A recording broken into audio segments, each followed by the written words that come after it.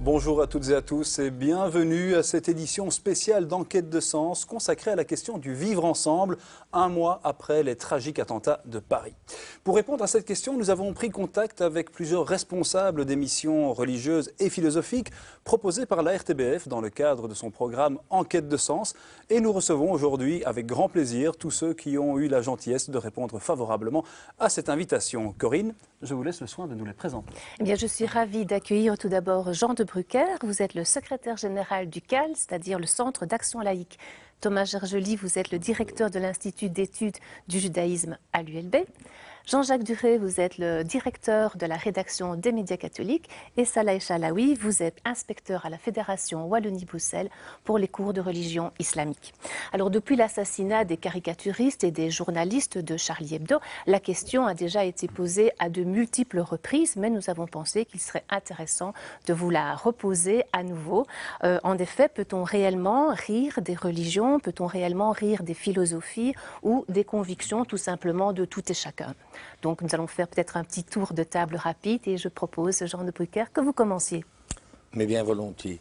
Je pense que d'abord, dans l'absolu, on peut rire de tout. On ne rit jamais assez. Évidemment, il faut le faire à bon escient. On ne peut pas rire de tout avec n'importe qui et n'importe quand. Non pas parce qu'il faut censurer ou limiter ce droit, qui est un droit fondamental et qu'il faut absolument préserver, mais que pour des questions de convenance, de savoir-vivre, pour éviter justement de tomber dans les éventuelles limites, puisque dans les droits fondamentaux, la liberté de conscience, la liberté de religion est un droit absolu, qu'on ne peut contester à personne, il n'y a aucune limite. Par contre, la liberté d'expression, elle est limitée par les législations en vigueur sur ces matières-là. Bon, incitation à la haine, à la violence, et ainsi de suite. Donc je pense qu'il est bon de permettre, c'est même extrêmement salutaire, de pouvoir rire de tout, en ce compris des religions qui n'ont un aspect sacré que pour les fidèles de la religion en question et qui pour les autres ne sont pas un élément plus sacré que la famille, enfin bien que parfois les deux soient associés, mais enfin que la famille, les convictions politiques, les choix éducatifs, enfin je ne sais pas, toute une série de choses où on pourrait se sentir tout autant agressé. Et c'est pour ça qu'on peut regretter que dans beaucoup de pays encore, et notamment une législation concernant le blasphème et punissant le blasphème.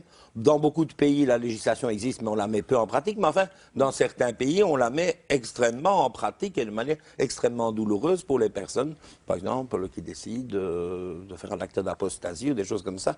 On le voit récemment. Alors, les laïcs, en général, le centre d'action laïque, on n'est pas pour le blasphème, comme on est dans d'autres domaines, pas pour l'euthanasie ou pour l'avortement, mais on est pour cet élément, le droit au blasphème, à l'euthanasie et à l'avortement. Donc, c'est le principe de liberté qui doit tous nous retrouver. Et si cette liberté permet de sourire, voire de rire, mais tant mieux. Thomas Gergely?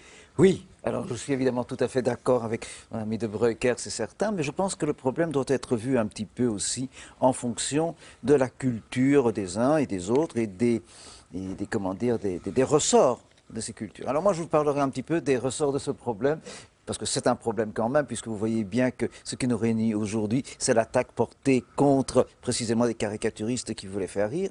Moi, je voudrais un peu vous dire le problème vu du point de vue de la judéité, pourquoi pas. Et je suppose que tout le monde connaît évidemment les blagues juives, qui ne sont pas des blagues sur les juifs. Et il faut faire la différence. Il y a les blagues agressives et les blagues qui sont issues de ce monde-là. Et quand on examine ce contexte-là, on s'aperçoit que finalement, l'humour juif a quelque chose de très particulier. C'est qu'il permet, aussi extraordinaire que ça puisse paraître, de faire de l'humour sur le sacré. Et pour que ça ne reste pas théorique, je vous donne deux exemples, deux histoires très très courtes. Deux histoires qui vous étonneront parce que l'une porte sur Dieu et l'autre porte sur la Shoah.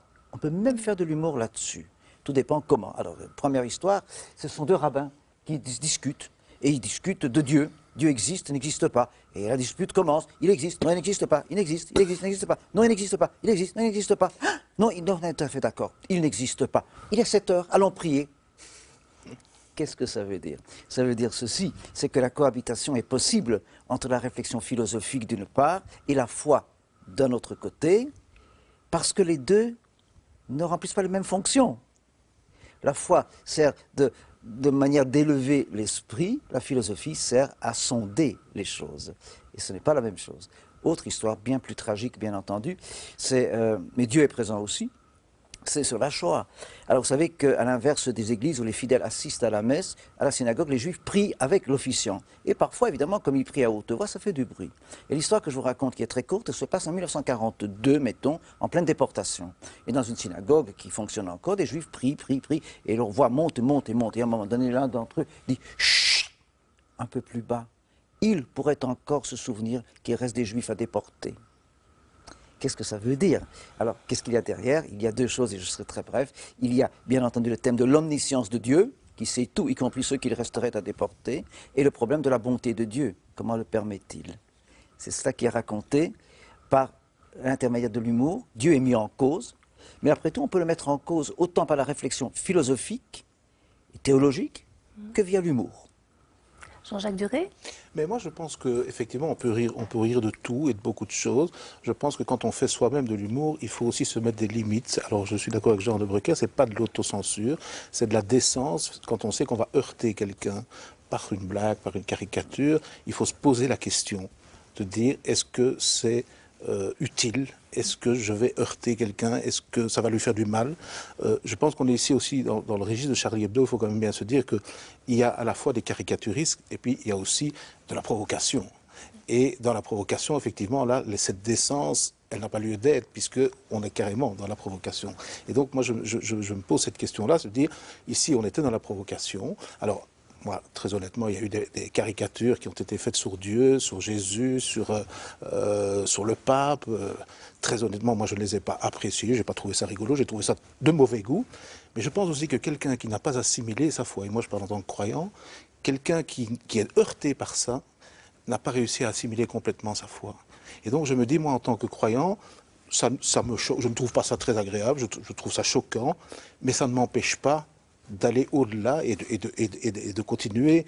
Ça ne m'arrête pas dans ma recherche spirituelle. Et donc je pense que c'est ça qu'il faut aujourd'hui se dire, c'est bien ça, on peut rire de tout, mais je pense que si on n'est pas dans la provocation, il faut pouvoir se mettre des limites et se dire, je dois le faire avec décence. Salah Chalaoui, comment réagissez-vous à cela? Oui, moi tout d'abord, permettez-moi de vous remercier de m'avoir invité à cette émission. Nous sommes le seul culte à ne pas encore avoir une émission concédée. Je crois qu'il est temps de donner aux musulmans la parole. Quant à la question de rire et de blaguer, bien sûr, on peut rire de tout, on peut blaguer de tout, on peut raconter des blagues sur la religion, sur les imams, sur l'islam, sur le judaïsme, sur le christianisme, mais dans le respect mutuel. Mais je pense qu'ici, on est dans un autre registre, en parlant justement de ce qui s'est passé à Paris, les attentats de Paris.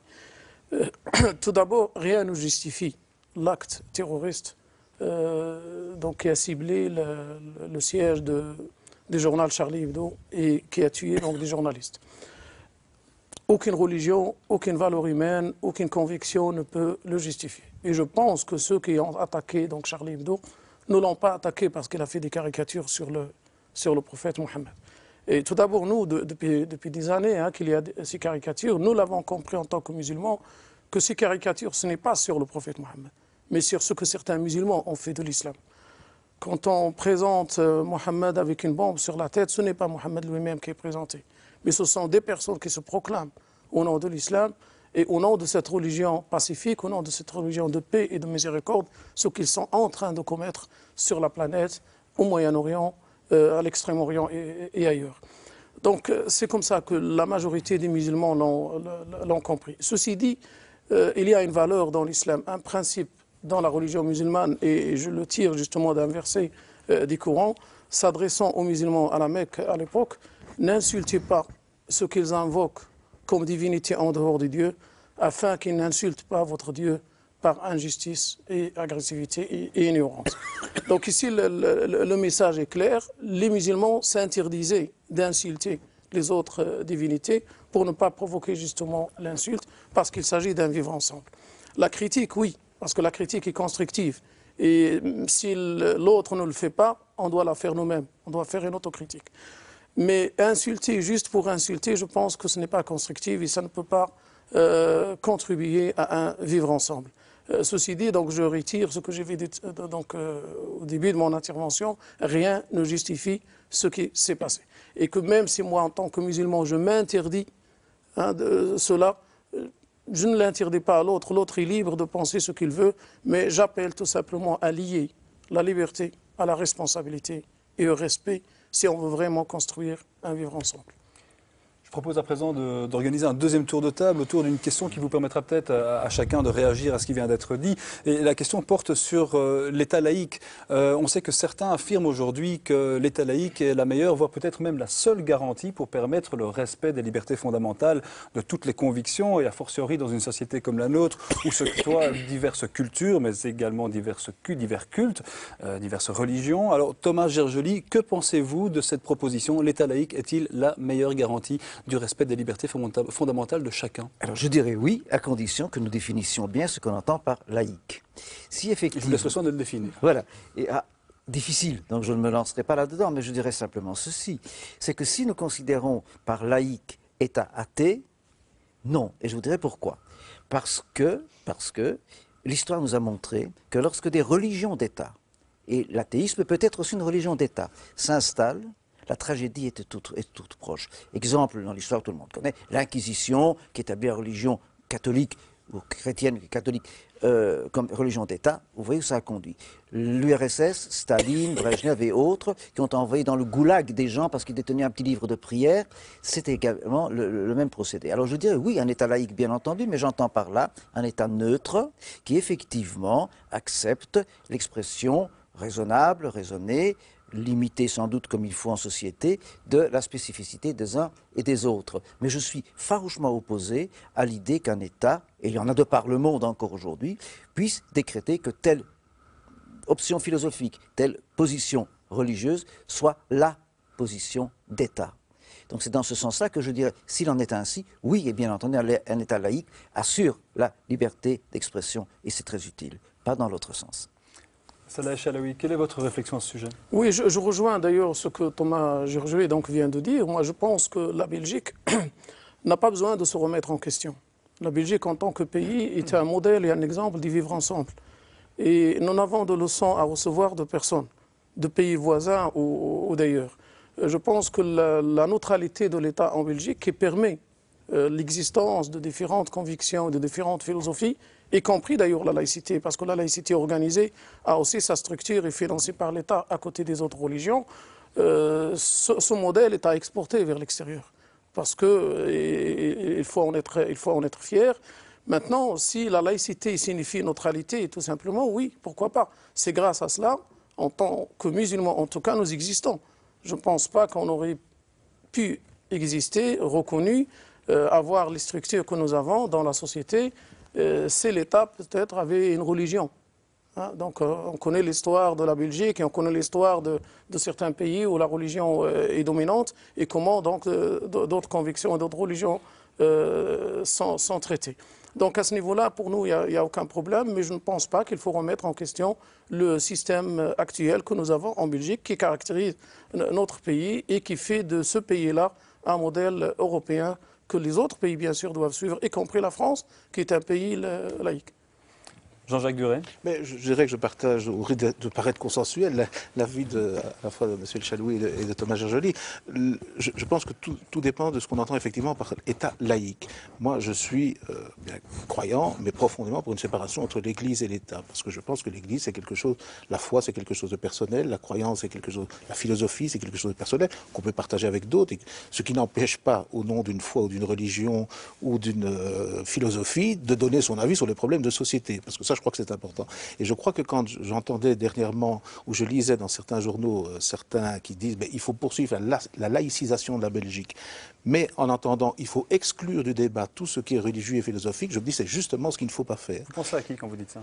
Je pense à Jean-Philippe Schreiber, qui a écrit dans la Ligue belgique une carte blanche, notamment professeur à l'ULB, qui dit voilà, il faut poursuivre la laïcisation. Donc il dit il faut arrêter le financement des cultes, il faut, y compris d'ailleurs de l'action laïque, il faut aujourd'hui vraiment que ça ne soit plus dans l'espace public. Et moi je dis c'est justement l'inverse qu'il faut faire, parce que je crois que c'est quand on a ce débat entre philosophie, entre religion, c'est ça qui construit l'espace public. C'est à ça que le monde s'est construit autour de ces débats. Et les choses ont avancé parce que les gens ont pu discuter, même parfois de points de vue très divergents, mais on fait avancer le monde. Et donc exclure les philosophies, les religions, quelles qu'elles soient, de l'espace public, pour moi, serait une très grave erreur.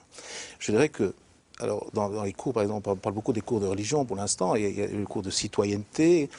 Je dirais, par exemple, dans l'école libre, le cours de religion, ça fait plus de 20 ans qu'il donne aussi un aperçu d'autres religions, de ce que c'est l'islam. Alors bien sûr, c'est fragmentaire, c'est pas comme si c'était un professeur de religion islamique, de ce que c'est que la religion juive, de ce que c'est le protestantisme, l'orthodoxie, et de ce que c'est aussi la citoyenneté. Et je crois que c'est dans cette espèce de confrontation, enfin le mot n'est peut-être pas très bon de confrontation, mais d'échange d'idées, de choc des idées, qu'on pourra vraiment construire un vivre ensemble meilleur. Ça, j'en suis moi persuadé. Eh bien, échangeons les idées, continuons à échanger les idées. Alors, j'imagine que Jean de Brucker, le secrétaire général du CAL, ne va pas me dire que l'État laïque n'est pas une bonne garantie de respect des droits fondamentaux, mais que pouvez-vous aussi répondre à ce qui vient d'être dit autour de la table, ici, juste maintenant? Je pense que la question demande quand même réflexion. Enfin, dans un premier temps, on va adopter ça comme postulat, comme base de travail, qui me semble extrêmement raisonnable. Mais je réponds tout de suite, et je pense qu'on est tous d'accord là-dessus, l'État laïque, c'est pas l'État athée, parce que ça c'est une évidence. C'est ce qu'on appelle la laïcité politique, c'est le principe qui a été rappelé de séparation de l'Église-État et la liberté de conscience de tous les individus. C'est comme la liberté d'expression, la liberté de religion. Et c'est un État donc qui préserve, qui est impartial vis-à-vis des courants philosophiques et des courants religieux, qui traite l'ensemble des citoyens, quelles que soient leurs convictions, d'une manière égale, équitable, etc. C'est ça un État laïque, c'est pas un État athée, je veux dire. Et donc, ce qui est vrai qu'en Belgique, le concept est un peu particulier parce qu'on a la laïcité organisée, qu'on connaît bien, qui rassemble des non-croyants. Donc on va dire des athées, on va pas commencer à faire des débats pointus, et puis qui défendent, aux côtés d'autres qui sont des croyants, le principe de la laïcité de l'État, de la séparation de l'Église et de l'État. Et à ce moment-là, on se retrouve sur cette laïcité-là de manière beaucoup plus large que la communauté des gens qui sont des non-croyants. Ça, c'est une caractéristique personnelle, et ça se résume bien dans cette formule qui est un peu galvaudée, mais qui est le principe d'application, de concrétisation, c'est que la loi protège la foi tant que la foi ne veut pas faire la loi. Vous connaissez, on l'utilise souvent, et c'est bien ça. Et je suis tout à fait d'accord avec Jean-Jacques Duret, etc., qu'il ne faut pas exclure la présence des religions, de leurs manifestations, de croyances des personnes, de l'espace public. Mais il y a l'espace public, puis il y a la sphère publique, et les institutions publiques, et ça c'est autre chose. Mais de l'espace public, c'est tout à fait normal que chacune des communautés puisse s'exprimer, et que donc l'expression de leur religion, malgré que ce soit privé, il y ait une certaine visibilité à l'extérieur, parce qu'on ne va pas créer des ghettos et que les gens pratiquent juste leur culte intérieur. Donc, qu'il y ait un muezzin qu'on entend, qu'il y ait une cloche qui sonne, qu'il y ait un défilé, qu'il y ait une procession, qu'il y ait un endroit, une synagogue, que les gens sortent, qu'ils portent dans la rue telle ou telle tenue. Je crois que c'est ça, fait partie du vivre ensemble. Et donc, éradiquer les convictions des personnes n'est certainement pas un moyen pour construire le vivre ensemble. Mais par contre, les principes de gestion de l'État doivent bien être ces principes de séparation de l'Église et de l'État et d'assurer à chacun la liberté de conscience ou de religion. Justement, comment est-ce que concrètement, chacun d'entre vous, vous pourriez améliorer ce vivre ensemble? Concrètement. Concrètement, en tant que j'ai la parole, je la garde encore un petit peu, puisqu'on a abordé la question, ça pourrait faire un autre débat, 28 minutes et 28 minutes, tout ça parcours philosophique, c'est vrai que c'est fort sur la table. Là, les débats sont lieu. Nous, par exemple, en tant que mouvement laïque organisé, mais on n'est pas les seuls à partager cet avis-là, puisqu'on a des personnes de différentes convictions qui le partagent également. Enfin, je n'ai pas des statistiques à opposer. Le fait de décloisonner ce qui reste le seul verrou, vestige de la déclaration de son appartenance religieuse. Je parle du suivi des cours de morale et de religion dans l'enseignement public, dans le secondaire. est un petit moyen. Mais de toute façon, par rapport à la situation où il y a des événements tragiques qui ont eu comme effet positif à quelque chose de malheureux et bon, le fait qu'une série de gens se sont mobilisés, ont pris des initiatives, bon, on va parler, ça ne va pas continuer en flèche, enfin, en espérant que tout ne retombe pas, qu'on n'oublie pas tout, et que ça ne se réveille pas simplement à la prochaine catastrophe. Et donc, je pense que ce qui est important, c'est de favoriser, que ce soit par les pouvoirs publics, par les initiatives individuelles, les projets, quels qu'ils soient, dans le domaine culturel, sportif, philosophique, qui sont ouverts à tous et qui permettent à tout le monde de se rassembler pour éviter le repli identitaire. L'identité, pour se construire, est quelque chose d'important. Le repli identitaire pour une société, c'est la fin du vivre ensemble. Thomas Tout à Georgeli. fait. Oui, je vous en prie. Non, je vous en prie. Alors, moi, je voulais dire plusieurs choses en rapport avec tout ce qui a été dit ici. Bon, d'abord, vous pardonnerez au vieux professeur, mais cette idée de la séparation appelons ça de l'Église et de l'État, de la religion et de l'État. Figurez-vous qu'on en a des traces très très anciennes, il y a 2000 ans déjà, dans le Talmud. Il y a un principe qui dit ceci, je le dis en araméen parce que c'est quand même, je le traduirai, Dina de Malkuta Dina. La loi du royaume est la loi. Il y a 2000 ans de ça. Ce qui veut dire effectivement que, bien entendu, pour la sphère privée, pour la sphère religieuse, tu as tes lois religieuses, mais la loi du royaume est la loi, et elle prime. Et d'ailleurs, un autre passage dans le Talmud aussi qui dit ceci, prie pour le souverain du pays dans lequel tu vis, parce que s'il lui n'était pas, les gens s'entre-déchireraient. Et donc, c'est bien ça. C'est le souverain qui règle la société, qui maintient l'ordre, c'est lui qui compte pour la vie en commun. Pour ce qui est de toi-même et retourner vers toi-même, ça peut être ta spiritualité et tes règles religieuses. Ne mélange pas les deux. Et c'est vieux de 2000 ans. Donc Jean-Jacques Duret, vous vouliez intervenir? Je partage aussi, je voudrais rebondir sur ce qu'a dit Jean de Bréquer. Je pense qu'il y a des choses aussi dont on ne se rend pas compte, mais qui sont importantes. Alors ça vous peut-être vous paraître naïf, mais la sémantique est toujours quelque chose de très important. On ne dit pas un catholique belge. On dit je suis belge catholique, mais on dit un juif belge et un musulman belge. Et moi je voudrais qu'on change ça et qu'on dise je suis belge de confession juive, je suis belge de confession musulmane. Moi aussi. Parce que c'est totalement, c'est très important et ça caricature tout. Parce que ça veut dire qu'on considère ou les juifs ou les musulmans pas comme des belges. Ils sont d'abord musulmans et d'abord juifs. On ne dit pas, comme je dis, on ne dit pas un catholique belge, on dit les belges catholiques. Alors, moi je suis belge catholique. Donc ça c'est une première chose. Et ensuite je pense que le vivre ensemble, pour moi c'est important, c'est vivre ensemble, c'est pas vivre à côté, c'est vivre avec. Et là, je rejoins Jean de Bréquer qui dit favorisons les projets de rencontre, au-delà des différences philosophiques, au-delà des différences de religion, même si on n'est pas d'accord, mais apprendre à se connaître. Apprendre à se connaître, c'est pas vivre à côté de la personne, c'est vivre avec la personne, c'est partager des choses avec, c'est pouvoir peut-être aussi s'affronter sur ces choses sur lesquelles on n'est pas d'accord. Et ça, je pense que c'est ça qu'on a raté jusqu'à présent, et que c'est ça qu'il faut, c'est là-dessus que les autorités doivent mettre, je pense, l'accent, c'est de dire vivons avec les gens et pas à côté des gens. Salahi, vous êtes d'accord? Je suis tout à fait d'accord avec ce qui vient d'être dit. Donc effectivement, en tant que musulman, lorsqu'on voit qu'on est qualifié d'abord comme musulman puis comme belge, ça ne va pas. Ça ne va pas. On se retrouve pas bien sûr dans cette définition. Les citoyens musulmans sont d'abord des citoyens belges de confession musulmane. Et puis alors, parlant de la question de vivre ensemble, qu'est-ce qu'on peut mettre en place et qu'est-ce qu'on peut faire en place, je pense qu'il faut d'abord valoriser ce qui se fait déjà. Il y a pas mal de choses qui se font. On ne se réveille pas seulement maintenant. Il y a pas mal de choses qui se font donc sur le terrain. Notre société est une société de vivre ensemble. Que ce soit par ses lois, par son cadre légal, par ses décrets, par ce qui se fait dans les écoles, par ce qui se fait dans la société, est une société de vivre ensemble. Maintenant, comme l'a dit mon voisin, donc on ne doit pas vivre l'un à côté de l'autre, mais on doit vivre ensemble. Il y a des initiatives donc, sur le terrain. Je parle des dernières, par exemple. Là, donc, nous avons organisé des voyages ensemble, Thomas Georgeli. Et donc, on était donc juifs, musulmans et chrétiens, des voyages interconvictionnels où nous avons vécu ensemble pendant des jours et des jours. Nous avons partagé des plans ensemble, nous avons partagé des visites ensemble, des blagues ensemble, des histoires ensemble. Et ça n'a fait que renforcer notre amitié en tant que donc adeptes de différentes convictions et de différentes confessions. Nos enfants, nos jeunes vivent cela dans les écoles. C'est vrai que maintenant, on profite un peu de la situation pour dire, oui, on doit supprimer ces cours de religion, introduire un cours de citoyenneté, comme si ce sont les cours de religion qui sont responsables de ce qui vient que ce qui vient de se passer, alors qu'au contraire, ce sont des cours qui permettent justement de lutter contre la radicalisation, contre l'enfermement, contre le communautarisme. Donc nos enfants vivent ensemble. Il est vrai qu'ils sont séparés pendant les différents cours de religion et de morale non confessionnelle. Mais ça fait partie aussi de vivre ensemble. Le fait de reconnaître qu'il y a le petit musulman, qu'il y a le petit juif, le petit protestant, le petit catholique, que chacun a ses convictions, mais qu'on est quand même ensemble, des copains, des amis, on joue ensemble sur la cour de récréation, on est assis l'un à côté de l'autre dans différentes disciplines. C'est ça le vivre ensemble. Donc il faut valoriser cela.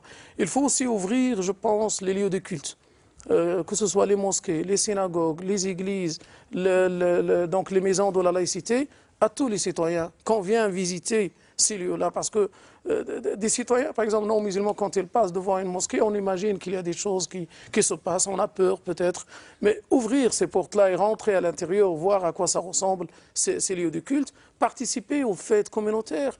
Donc il y a des fêtes juives, il y a des fêtes chrétiennes, il y a des fêtes laïques, il y a des fêtes musulmanes. Pourquoi ne pas les célébrer ensemble et les vivre ensemble? Nos enfants, nos jeunes qui sont nés ici, qui sont maintenant à la 4e génération, faites la Saint-Nicolas à l'école, faites la Noël, faites le Nouvel An. Alors que à la base, ce ne sont pas des fêtes musulmanes, mais ils vivent dans une société qui célèbre ces fêtes-là. Ils sont impliqués, ils sont concernés, ils font partie de cette société-là. Oui, j'ai beaucoup de choses à dire là-dessus. Il nous reste peu de temps, je me permets juste de vous le signaler. Je vais aller très très vite. Deux, trois choses. D'abord, effectivement, sur cette question d'établir aujourd'hui des cours de civisme, etc., c'est très bien, bien entendu, mais je crois qu'il ne faut pas se tromper. Il ne faut pas confondre information et formation. J'entends par là, enseigner à des jeunes gens, ou des plus âgés d'ailleurs, que la Constitution est ce qu'elle est et comme elle est, n'en fera jamais des citoyens ouverts aux autres. C'est dans la formation que ça se trouve et pas dans l'information. Et il faut donc faire de l'éducation. Et simplement enseigner ce que les codes civils ou autres disent, ça n'a jamais formé les gens.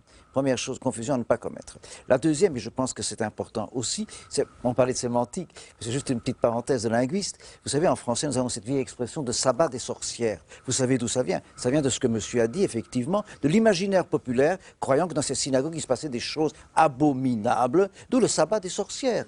Vous vous rendez un peu compte de ce que ça pouvait produire dans les têtes. Troisième remarque, et je finis de parler, c'est effectivement que, puisqu'on a beaucoup parlé du droit de dire, de la possibilité de dire et jusqu'à où aller, moi je dis qu'effectivement, une société démocratique est une société qui permet de dire tout ce que l'on a envie de dire. C'est une société aussi qui ne vous oblige pas, ou vous ne vous sentez pas obligé de tout dire. Il y a des limites à la chose. C'est pas parce que je peux tout dire que je dois tout dire. Il y a une grande différence entre les deux. Et je pense qu'à propos des caricatures de Mahomet, puisque c'est, eh bien, il en va de même. Je vis dans une société où je pourrais faire des caricatures abominables. Est-ce une raison que pour cela j'en fasse? À propos du cours de citoyenneté, très brièvement... Je vous laisse encore moins de temps que tout à l'heure. Voilà, très brièvement, je crois qu'il ne faut pas confondre la citoyenneté, elle s'apprend d'abord dans la famille. Et j'ai peur, moi, qu'on rejette de nouveau sur l'école quelque chose qui est d'abord du rôle de l'éducation familiale. Et c'est ça qui est important. Pour moi, la citoyenneté, elle commence là. Les règles de vie, c'est en famille qu'on les apprend. La religion aussi, probablement. Je propose malheureusement. un dernier mot. Comme ça, on termine notre troisième tour de table. Rapidement, 30 secondes de toute façon, maximum. je crois que ce n'est pas le cas ailleurs, mais c'est vrai que pour l'entrée dans la maison de la laïcité, il ne faut pas passer dans un portique convictionnel que c'est effectivement ouvert à tout le monde, les citoyens. Et en plus de ça, je disais, sur les cours de citoyenneté, on parle et on présentait ces pas citoyenneté-là, il y avait quand même un triptyque, et c'est pas suite aux événements, puisqu'il y a 2 ans ou 3 ans, on faisait déjà ces propositions, et on a l'occasion d'en parler aux étudiants qui préparent l'agrégation depuis plusieurs années, avec des représentants qu'on fait ensemble, et donc il s'était composé non seulement de la citoyenneté, c'est pas apprendre spécialement les institutions, du questionnement philosophique et de l'histoire comparée des religions et des faits religieux. Malheureusement, nous arrivons déjà à la fin de notre émission. Je suis vraiment désolée de vous interrompre. Les questions sont encore nombreuses. Il y a encore des pistes pour l'avenir. Mais bon, voilà, nous terminerons ici. On aura sans doute l'occasion de rediscuter des questions des cours de citoyenneté et de religion, vu que là-dessus, il y a encore matière à débat. Messieurs, merci du fond du cœur à tous les 4 d'avoir accepté notre invitation. Et merci à vous aussi, Corinne, pour cette agréable collaboration. Au revoir et au plaisir.